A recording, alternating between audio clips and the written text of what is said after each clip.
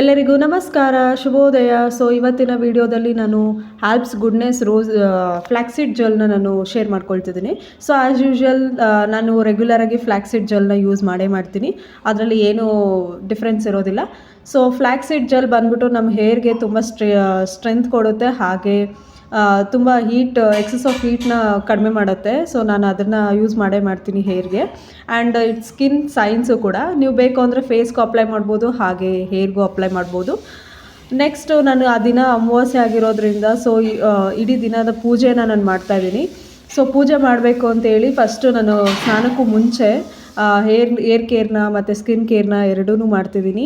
As usual ನನ್ನ ರೊಟೀನಲ್ಲಿ ನಾನು ಮಾಡ್ತಿದ್ದೀನಿ. ಸೊ ಅವತ್ತು ಬಂದುಬಿಟ್ಟು ನನ್ನ ವೀಕ್ ಆಫ್ ಡೇ ಆಗಿತ್ತು. ಇನ್ನು ಸ್ಕಿನ್ ಕೇರ್ ಮತ್ತು ಹೇರ್ ಕೇರ್ ಅಂತ ಬಂದರೆ ನಾನು ಅದರಲ್ಲಿ ತುಂಬ ಸೆನ್ಸಿಟಿವ್. ಸೊ ಅದನ್ನು ನಾನು ತುಂಬ ಚೆನ್ನಾಗಿ ಕೇರ್ ಮಾಡ್ತೀನಿ, ಹಾಗೆ ಹೆಲ್ತು ಕೂಡ. ಸೊ ನನಗೆ ಹೆಲ್ತ್ ಇಶ್ಯೂ ಇರೋದ್ರಿಂದ, ಹೆಲ್ತ್ ಇಶ್ಯೂ ಅಂದರೆ ಲೈಟಾಗಿ ಬಂದ್ಬಿಟ್ಟು ನನಗೆ ಕೋಲ್ಡ್ ಇರೋದ್ರಿಂದ, ಸೊ ಎಕ್ಸಸ್ ಆಫ್ ಹೀಟಾಗಿ ಕೋಲ್ಡ್ ಆಗಿತ್ತು.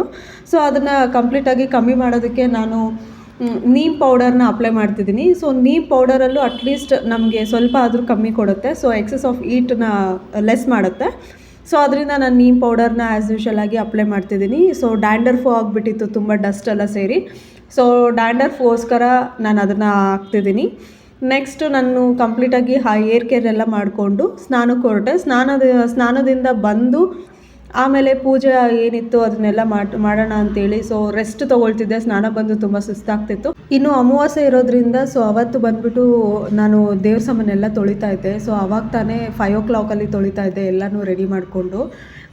ಸೊ ಬೆಳಗ್ಗೆಯಿಂದ ಒಂಥರ ಟಯರ್ಡ್ನೆಸ್ಸು, ಒಂಥರ ಸಿಕ್ನೆಸ್ಸು ಆ ಥರ ಆಗ್ತಿತ್ತು. ಸೊ ಅದರಿಂದ ರೆಸ್ಟ್ ತೊಗೊಂಡೆ.